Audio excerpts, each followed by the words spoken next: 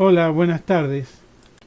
Hemos visto en la unidad 3 el tema de la encarnación, su finalidad, etcétera. Ahora vamos a ingresar en la unidad número 4 y vamos a desarrollar el tema de Jesús, verdadero Dios y verdadero hombre.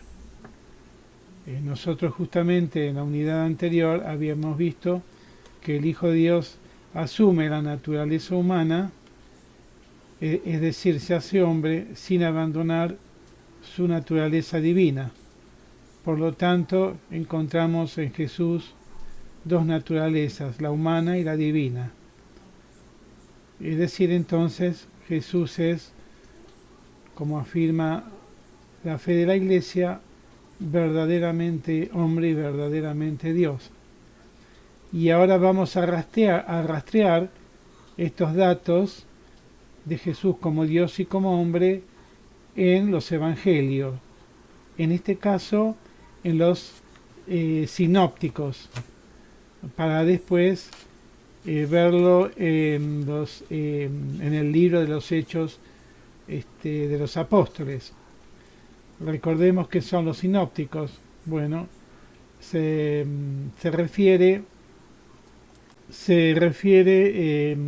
a los evangelios.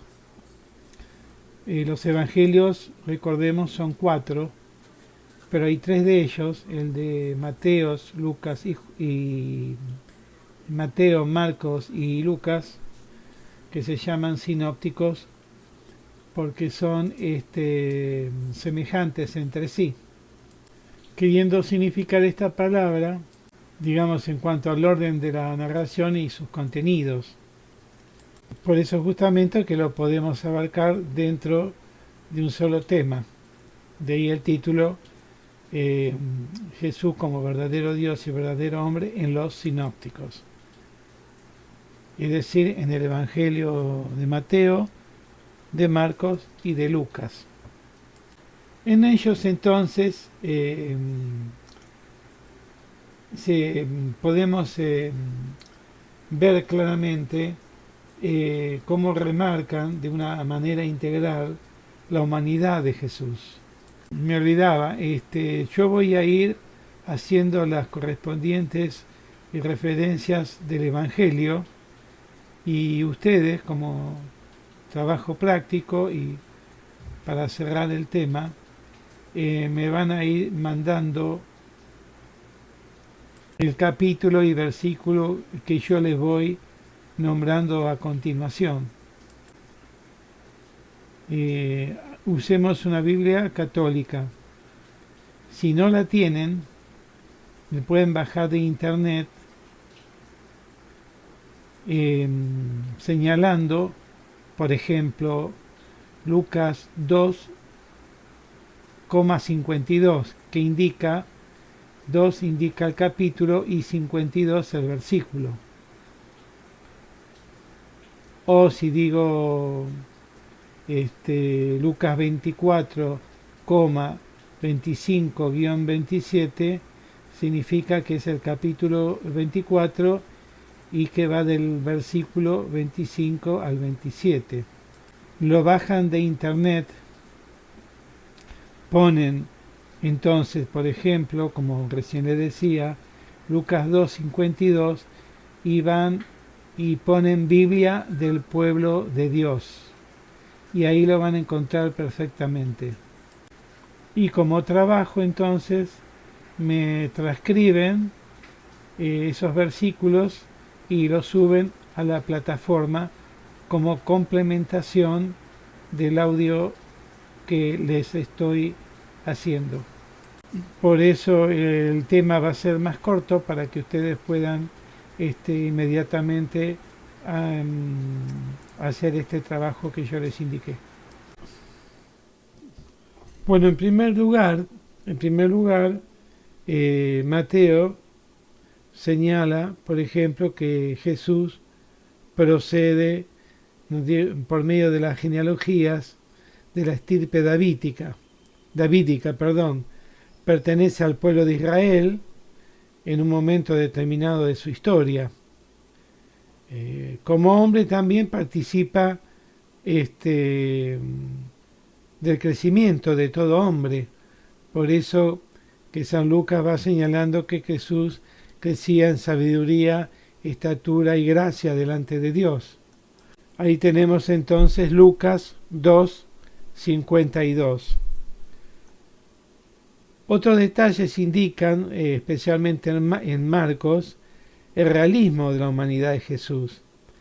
Así, por ejemplo, Jesús duerme, y ahí tenemos Marcos 4:38, siente hambre también, en Mateos 21:18, se llevan su cuerpo cuando lo bajan de la cruz y lo llevan buscando un sepulcro.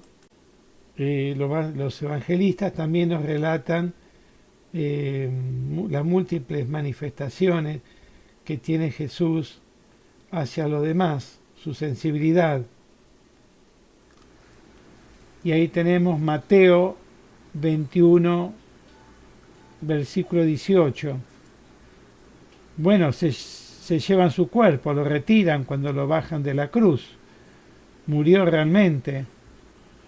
Mateo 27, versículo 59. Jesús tampoco es ajeno a la sensibilidad que siente hacia los demás. Por eso en Marcos 6:34 se señala su piedad. Siente tristeza. Marcos 3:5. También Jesús se indigna o se irrita, ¿no es cierto?, cuando señala la hipocresía y la vanidad de los escribas, de los fariseos. También expresa su tristeza, su alegría. Bueno, me perdí. En cuanto a que Jesús manifiesta su sensibilidad, tenemos Marcos 6:34, su tristeza en Marcos 3:5, su indignación en Mateo 23, es decir, todo un capítulo. Pero ustedes pongan solamente algún versículo que denote bien esta cualidad. También Jesús expresa su angustia frente a la muerte que le va a sobrevenir. Y ahí tenemos Mateo 26:37. Y también se pone de manifiesto en los sinópticos su voluntad, que se caracteriza por hacer la voluntad de su Padre, pero también al mismo tiempo su digamos, firmeza inquebrantable. Así tenemos Mateo 26:39, luego Mateo 16:23, luego Mateo capítulo 10:34. Recuerden ponerle un título a cada desarrollo de los versículos. Bueno, con respecto a esto, los evangelios muestran, ¿no es cierto?, muy claramente tanto la humanidad como la divinidad de Jesús, que ahora vamos a ver. Jesús es verdaderamente hombre y lo es con todo lo que implica ser hombre, excepto en el pecado, como diría San Pablo. Y al mismo tiempo Jesús es verdaderamente Dios. Los sinópticos entonces al mismo tiempo van trazando la divinidad de Jesús. Como habíamos dicho antes, Jesús es el Mesías, pero más que Mesías todavía, se va a revelar que si bien el Mesías era considerado hijo de Dios, pero era absolutamente impensable esta novedad, que Jesús como Hijo de Dios lo sea por naturaleza desde toda la eternidad. Por eso su mesianismo tiene este carácter trascendente, es decir, hijo de David también es aquel que es Dios y queda confirmado por su finalmente, ¿no? Por su resurrección y ascensión a los cielos. Encontramos en este sentido entonces testimonios determinantes que posee, por ejemplo, Jesús, la conciencia que tiene Jesús respecto de las relaciones únicas que mantiene que mantiene con Dios su Padre. Esto se pone de manifiesto cuando dice: nadie conoce al Hijo sino el Padre, ni conoce nadie al Padre sino el Hijo, y aquel a quien el Hijo haya querido revelarlo. Esto es Mateo capítulo 11, versículo 27. Se quiere afirmar con esto que Jesús y su Padre están en un mismo plano. Existe un misterio de Jesús como Hijo de la misma forma que existe un misterio del Padre. Y conocer en sentido bíblico implica no un acto cognoscitivo, sino de comunión. Por eso es que Jesús va a decir siempre: mi Padre y vuestro Padre, señalando la diferencia que hay en la relación entre Él como Hijo de Dios y su Padre y la relación de los apóstoles y los demás hombres con Dios Padre. Por eso Él les dice: ustedes deben orar así, y le da el Padre Nuestro. Jesús se mantiene fuera de esa oración. También hay una parábola que se llama de los viñadores homicidas, en donde finalmente Él se muestra como el Hijo amado de Dios. Y esto está en Marcos 12, de los versículos 1 al 12. Jesús, ¿no es cierto?, cuando es juzgado y habla con el sumo sacerdote, quien lo interroga: ¿eres el Mesías, el Hijo del Dios bendito? Y Jesús va a responder: sí, yo lo soy, y ustedes verán al Hijo del Hombre sentarse a la derecha del Todopoderoso y venir entre las nubes del cielo. Esto es Marcos 14, versículo 62.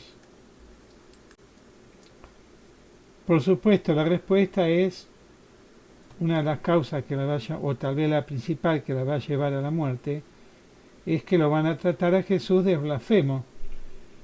¿Por qué? Porque la respuesta de él no es si soy el Mesías, sino que él se elevaba por esta respuesta que le dio al sumo sacerdote a un nivel o a una condición divina.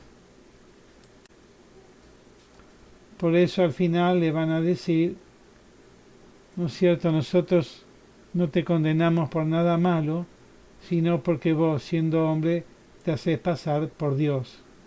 También aparece en los sinópticos el concepto de Hijo del Hombre, que hemos también desarrollado del profeta Daniel, que daba el título de Hijo de Dios.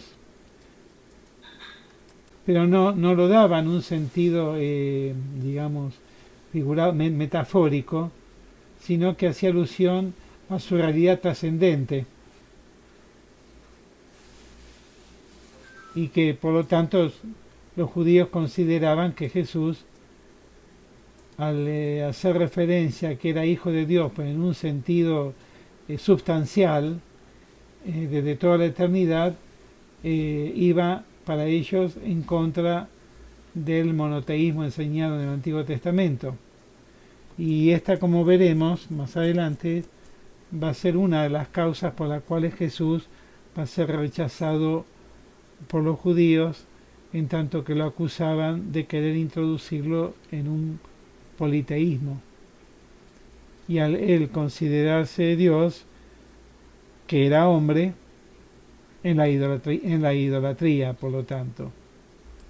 De este modo los sinópticos nos muestran el misterio de Jesús como verdadero hombre y verdadero Dios. Y esta es la gran novedad, ¿no es cierto? Por eso que, como hemos visto, en este sentido se descubre el cumplimiento de las profecías del Antiguo Testamento que hemos visto. Es decir, no solo a las relativas a la venida del Mesías, sino también a su condición divina que estaba en la profecía del profeta Daniel, al hacer referencia al Hijo del Hombre, que era una figura de condición divina y al mismo tiempo humana.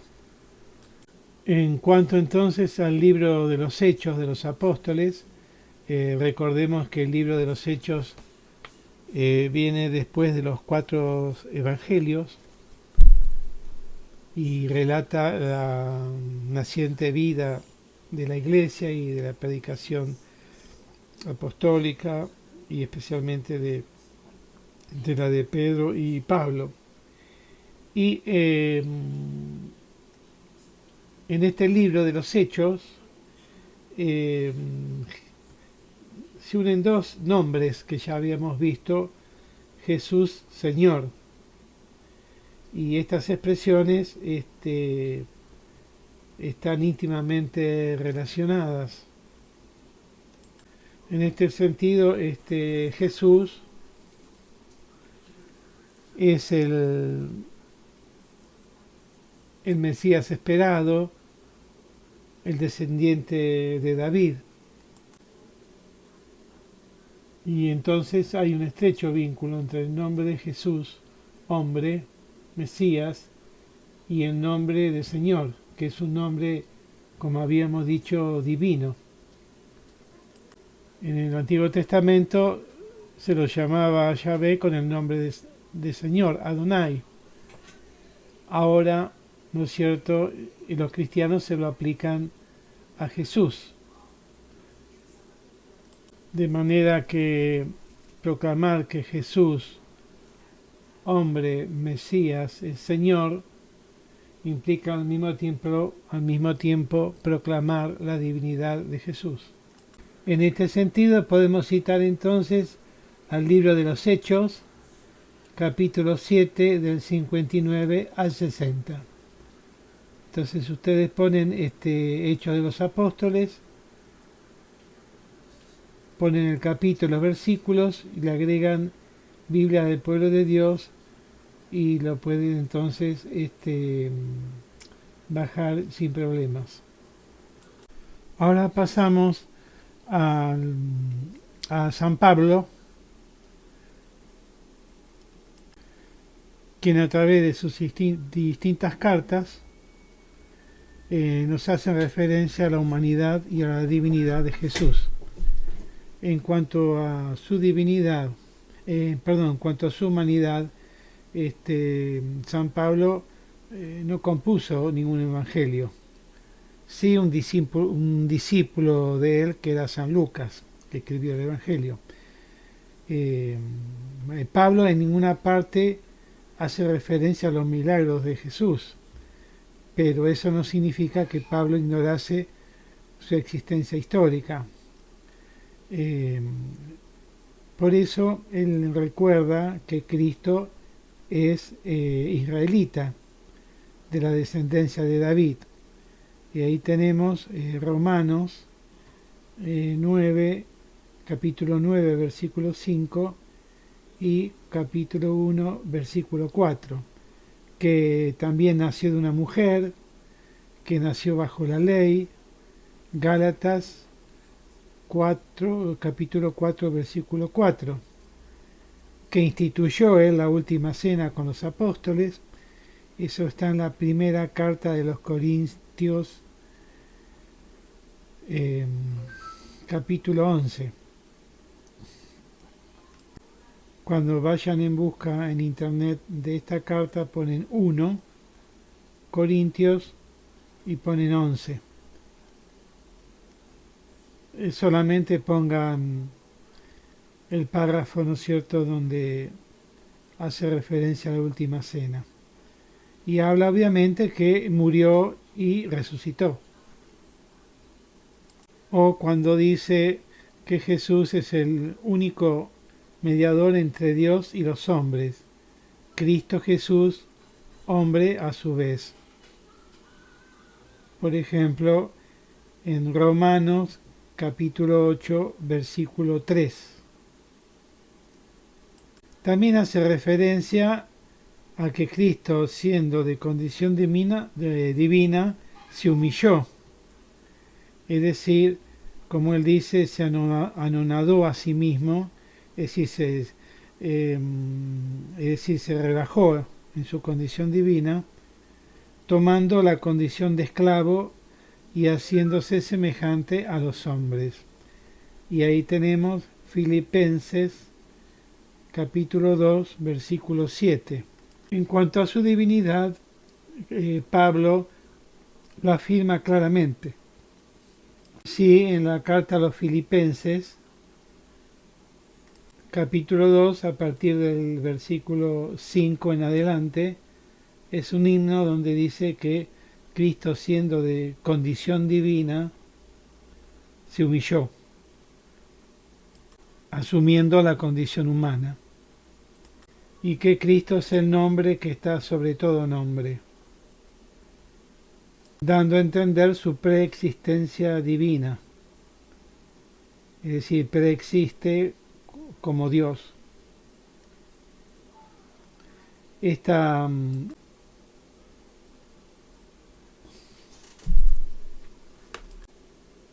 Perdón, retomo porque no sé si lo había puesto en mute. En la carta a los Filipenses queda sentado, ¿no es cierto? Pablo asienta muy explícitamente la condición divina de Jesús, cuando dice que él, siendo de condición divina, no tuvo esto como algo que tenía que guardar celosamente. Al contrario, dice,